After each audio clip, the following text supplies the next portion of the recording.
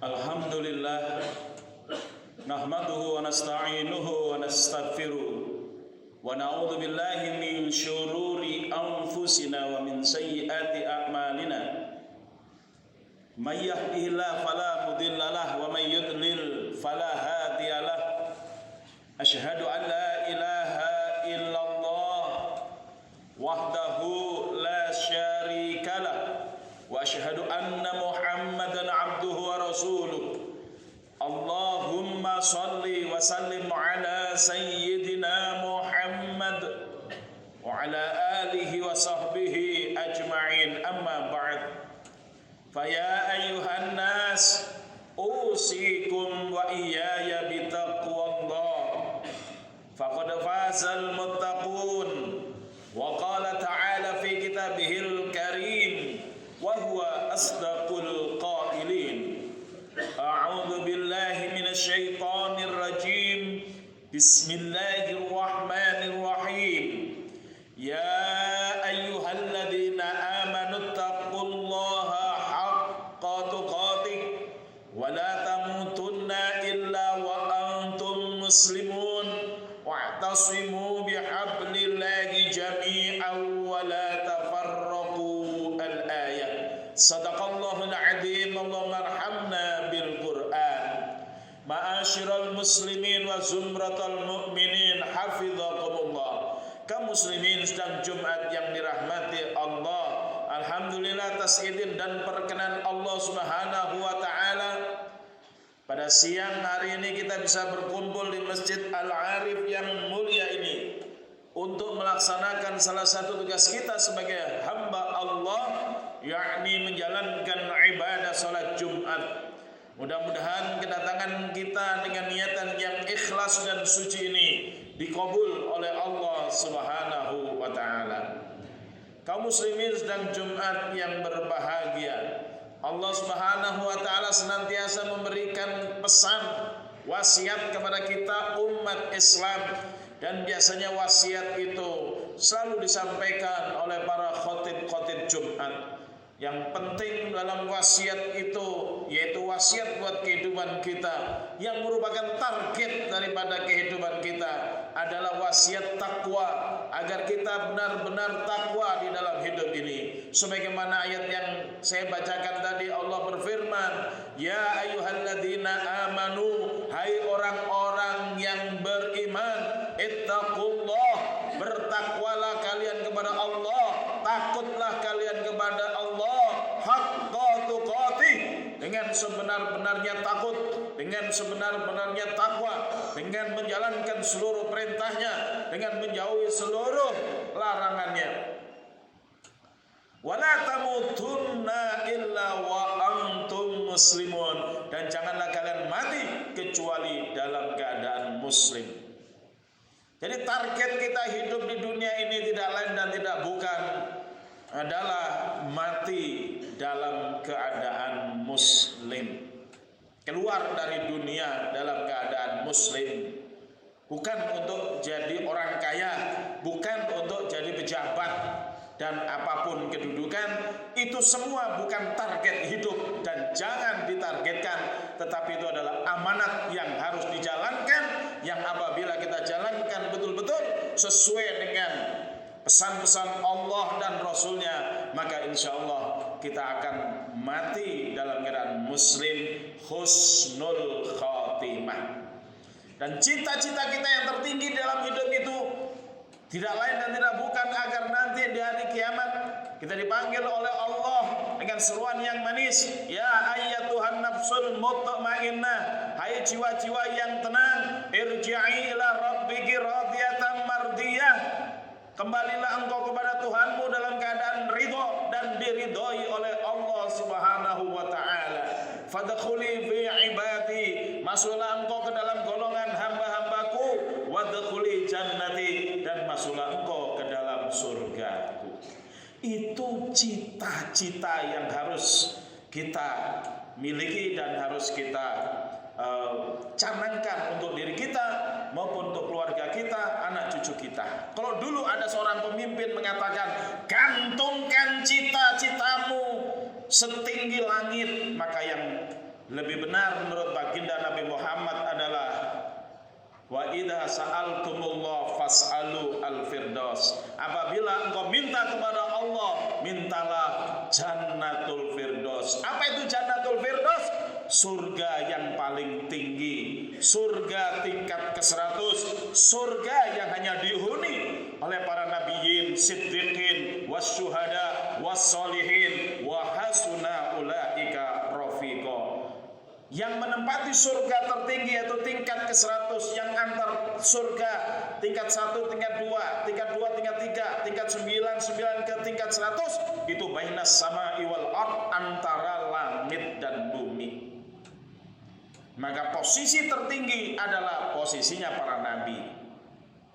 Siapa lagi? Siddiqin, yaitu orang-orang yang hidup berdekatan dengan Nabi dan membenarkan kenabian itu, seperti Abu Bakar As-Siddiq. Wasyuhada, orang-orang yang mati syahid di dalam jihad fi sabilillah. Oleh karena itu mereka yang anti jihad tidak akan pernah ketemu dengan mati syahid. Dan yang terakhir adalah as-solihin, orang-orang yang soleh. Apapun profesinya tidak penting, yang penting ketika menjalankan profesi itu dia sesuaikan seluruh amal-amalnya dengan ketentuan syariat Allah Subhanahu wa taala sebagai bukti bahwa dia beribadah kepada Allah, bukti bahwa dia taat kepada Allah. Karena makna daripada ibadah itu adalah taatullah wal khudu'u lahu wal tizamu ma syara'ahu minad din. Ibadah itu adalah taat kepada Allah, tunduk kepadanya, dan iltizam, komitmen, berpegang teguh kepada apa saja yang disyariatkan oleh Allah Subhanahu wa taala dari agamanya itu. Inilah hadirin yang dimaksud dengan target dan tujuan utama hidup kita. Jadi saya ulangi, target kita adalah mati dalam keadaan muslim. Tujuan kita adalah nanti dipanggil oleh Allah dengan panggilan yang manis, yaitu ayyatuhan nafsul mutmainnah, jiwa-jiwa yang tenang, yang datang kepada Allah dalam keadaan ridho dan diridhoi, dan dimasukkan kepada hamba-hambanya dan dimasukkan kepada surganya. Dan kita bisa berharap mudah-mudahan surga kita adalah surga baginda Nabi Muhammad sallallahu alaihi wasallam, yaitu Jannatul Firdausil A'la. Hadirin yang dirahmati Allah, dan situasi perkembangan dunia hari ini yang carut marut, negara besar seperti RRC kalang kabut. Hadirin yang dirahmati Allah, akibat virus corona ini memang semua panik. Sampai-sampai di Ka'bah saja harus dibersihkan, disterilisasi karena ada yang terjangkit di sana. Dan ini benar.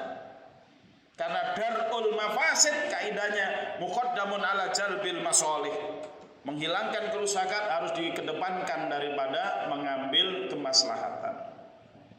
Karena kalau di Mekah, di Ka'bah, orang tawaf ketularan semua, pasti akan menular ke seluruh dunia. Dan ini sangat berbahaya. Dan Indonesia yang selama ini merasa aman, sekarang jeblok, bingung, karena ternyata banyak juga yang banyak atau ada masih ribut antara pejabat. Tapi yang pasti sudah panik pada membeli masker, pada sekarang harga jahe pun jadi tinggi sekarang karena dicari orang di mana-mana untuk mendapatkan imun dari menghadapi corona.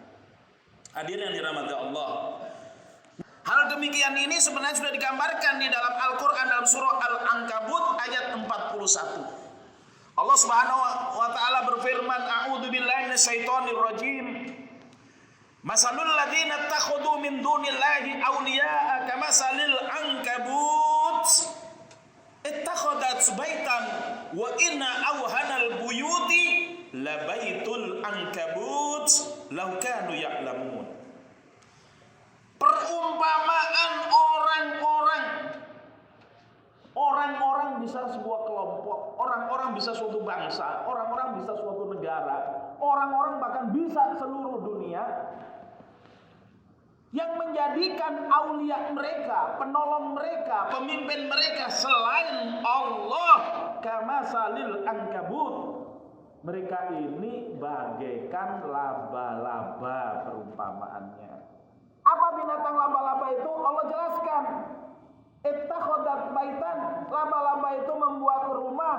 Wa inna auhanal buyuti la baitul ankabut. Sesungguhnya rumah yang paling lemah fungsinya adalah rumah laba-laba. Kita tahu fungsi rumah adalah melindungi diri kita. Melindungi dari hujan, melindungi dari debu, melindungi dari hawa panas maupun hawa dingin. Dan rumah laba-laba tidak bisa melindungi laba-laba itu sendiri. Ya, kita tahu rumah laba-laba ya terdiri dari apa itu, kayak benang-benang itu yang nggak bisa melindungi dari dingin, dari hujan, dari panas, dari debu. Ini sekedar perumpamaan bagi mereka suatu bangsa, suatu kaum yang menjadikan aulia mereka bukan Allah, yang menjadikan pemimpin mereka bukan Allah, yang menjadikan pelindung mereka bukan Allah, yang menjadikan penolong mereka bukan Allah. Mereka berwali kepada yang lain. Apakah itu ideologi, apakah itu teknologi, apakah itu sekelompok orang, dan sebagainya, dan sebagainya. Semuanya itu kata Allah kamasalil ankabut. Kata kalang kabut dalam bahasa Indonesia, saya yakin tidak berasal dari susunan kata kalang dan kabut. Kalau dari kata kalang dan kabut nggak ngerti artinya kita. Kemungkinan besar adalah diserap dari ayat Al-Quran, dari kalimat Al-Quran kamasalil ankabut.